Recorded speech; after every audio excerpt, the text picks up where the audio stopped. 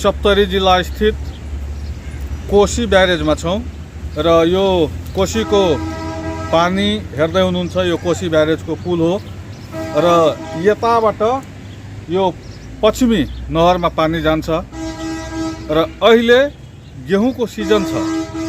किसानहरूको गेहुँमा पानी हाल्ने सिजन छ, तर यो नहर चाहिँ अहिले बन्द छ र यो नहरलाई सफाई गर्ने काम सुरु गरिनेछ भनेर हामीले सुनेका छौँ। त्यसै सन्दर्भमा आज कोशी ब्यारेजमा आएर स्थलगत रिपोर्टिङ गरेर यहाँहरूमाझ केही दृश्यहरू हामी ल्याउन खोजेका छौँ। यो सप्तरी जिल्लाको सिमाना भनौँ, प्रदेश नम्बर 2 को सिमाना हो यो कोशी ब्यारेज र यहाँ अहिले हेर्दै हुनुहुन्छ कोशी ब्यारेजको दृश्य यहाँहरू। र यहाँ जब वर्षायाम आउँछ त्यति बेला त यहाँ पानी नै पानीले भरिएको हुन्छ, तर अहिले हिउँदमा आएर पानी पनि कम छ र अहिले किसानको लागि खास गरी गेहुँ बाली उब्जाउने बेला हो। यो नहरमा पानी गएको छैन, पश्चिमी नहरमा, त्यसै कारणले किसानहरू अहिले मार्कामा परेका छन् र आज हामी त्यही रिपोर्टिङको लागि कोशी ब्यारेजबाट यो भिडियो यहाँहरू माझ लिएर आएका छौँ।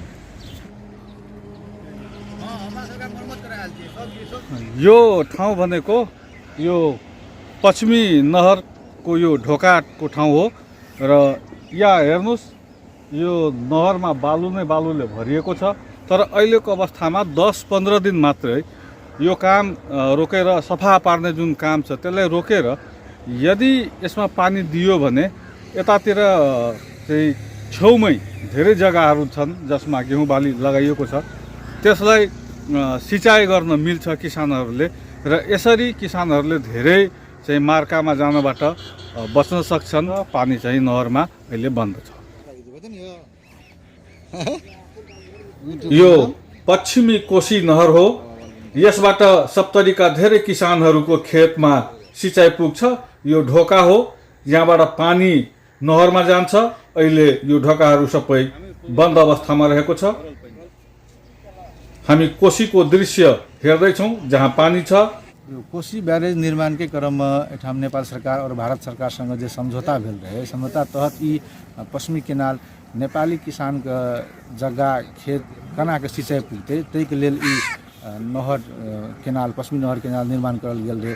लेकिन एमे विभिन्न बहाना बनबैत भारत सरकार कहियो ई सर सफाई करे के नाम पर, कहियो गहरे करे के नाम पर एकरा जखन आवश्यकता छै नेपाली किसान के तखन नहर नहीं खोल रहल छै। एहि कारण से अखन जे एहि सप्तरी बुझू न अधिकांश जगह के सिंचाई एहि दक्षिणी क्षेत्र के यहाँ नहर से भए रहल छै। एकटा यहाँ विकल्प छै आ ई नहर जखन बंद छै ताहि कारण से एहिठाम हजारों हेक्टर जे गहूँ लगायल छै से गहूँ में सिंचाई नहीं पुगि रहल छै। विनय जी देखो एहि खातिर जेना अखन जे ई भारत सरकार के अधीन में से ई खोले के बंद करेगा, लेकिन जो अगर उच्च स्तरीय समिति से ओहि समिति के एक सदस्य है से अपन नेपाल सरकार तरफ से सिंचाई विभाग है से, तो सिंचाई विभाग के महानिर्देशक के ई पहल केना चाहिए जे पहले सिंचाई कना के किसान के पुग जेते तकर बाद अहाँ एहिमे जे मरम्मत सम्हारे काम करबे अथवा जे काम छै भारत सरकार एकरा जे करते तो ओहिसे पहले सिंचाई किसान के पुरिया दो तकर बाद उ काम करो कहेगा। एहि खातिर पहल नेपाल सरकार दिसन से सिंचाई विभाग के महानिर्देशक के करे पड़ते।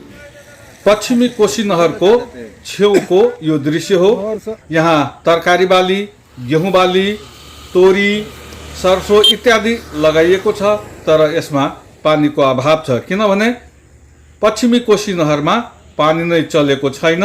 त्यसै कारणले यी खेतहरू सिँचाइको पर्खाइमा छ, तर यो खेतमा पानी पुग्ने अवस्था छैन किनभने पश्चिमी कोशी नहरलाई मरम्मत सम्भार गर्ने नाममा पानी भने खोलिएको छैन।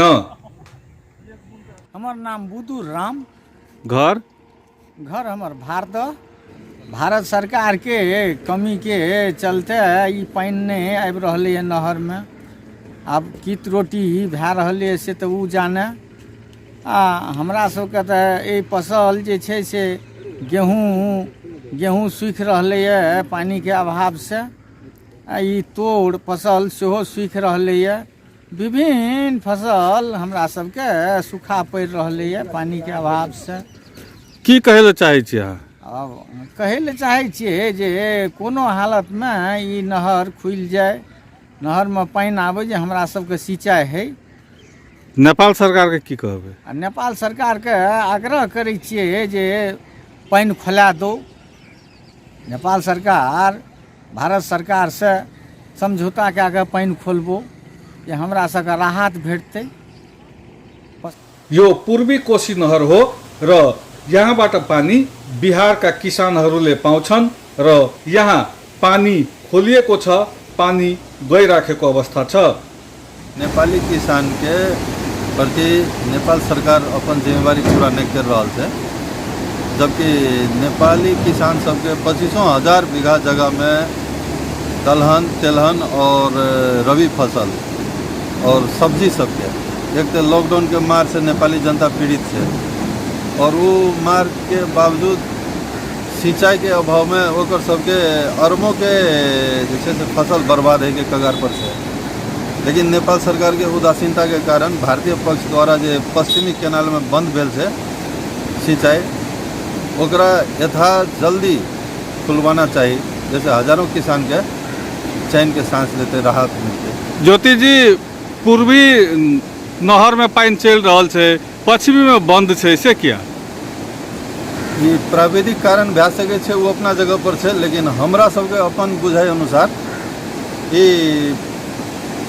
पूर्वी कैनाल में सीधा बिहार के किसान सबके बेनिफिट मिले छे और पश्चिमी कैनाल से 34 किलोमीटर नहर जे छे से नेपाली भूभाग में छे, ओहि के बाद फिर बिहारे में जाए छे। लेकिन अखन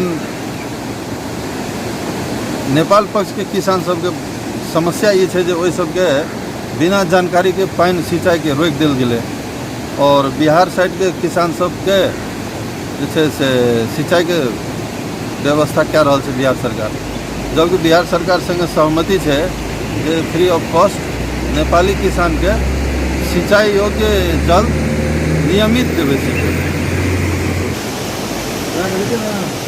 अहिले हामी यो कोशीको पूर्वी नहरको छेउमा छौँ।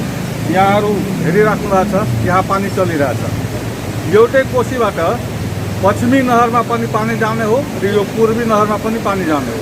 तर पूर्वतिरको यो जुन पानी छ यो हाम्रो बिहारको किसानहरूले उपयोग गर्दैछन् र पश्चिमी नहरको जुन पानी छ त्यो हाम्रो नेपालको किसानहरूको लागि हो।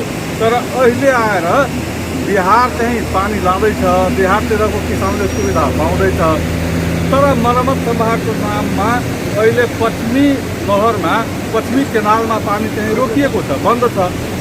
अब यो अवस्थामा अहिलेको सिजनमा 15-20 दिन मात्र पानी चलाइदिए उताको पनि किसानले त्यसको लाभ उठाउने थियो, त्यहाँ पनि किसानले सुविधा पाउने थियो र अहिले लगाएका बालीहरूको चाहिँ पुनर्जीवन हुन्थ्यो।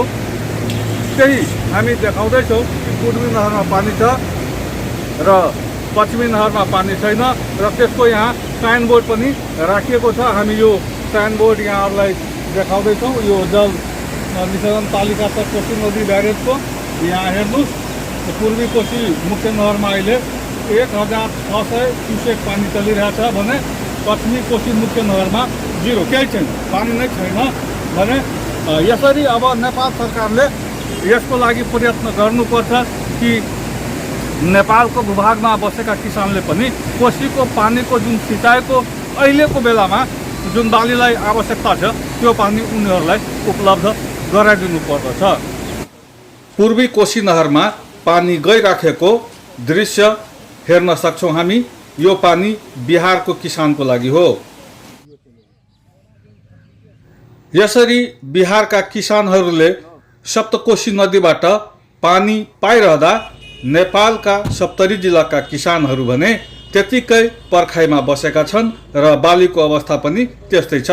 पूर्वी नहर में पानी चल रहा है, पश्चिमी नहर में नहीं चले के कारण जे हमरा लागी है। पूर्वी नहर लगभग भारतीय पक्ष के छै, ओकर टोटल सिंचाई भारत पक्ष के छै। पश्चिमी नहर में जे छै से लगभग 34 किलोमीटर नेपाली भूभाग के क्षेत्रफल, हजारों बीघा जे छै से में है छै।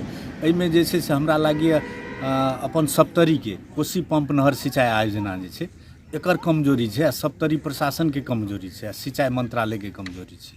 एहि दुआरे जब हमर नेपाली भूभागसँ भए रहल छै कोशी तऽ हमर जे छै से साफे एहिमे कोनो नियंत्रण नहि छै, तऽ निश्चित रूपसँ हमर जे छै हमर निकाय जे छै ओहि निकाय सबके कमजोरी छै आ ई निकाय सब शायद सुतल छै, लागल छै। किसानके जे छै से समयपर जे छै तरकारी खेती लए नहि पानि भेट रहल छै, गेहूँ खेती लए पानि नहि भेट रहल छै, आब तरकारी खेतीके समय छै, एकदम प्रशासनके जे छै से कमजोरी छियै। एहिमे कोशी पम्प नहर सिंचाई आयोजनाके प्रमुखके जे छै से प्रत्यक्ष रूपसँ पहल करना चाहिए आ जिला प्रशासन सब तरीके जे छै से करना चाहिए हमरा जिल्ला। यसरी कोशी नदीको पानी बिहारका किसानहरूले पाइरहेको अवस्थामा नेपालका सप्तरी जिल्लाका किसानले पनि पाउनुपर्ने हो। तर यहाँ नहरलाई मर्मत सम्भार गर्ने नाममा पश्चिमी नहरमा पानी खोलिएको छैन।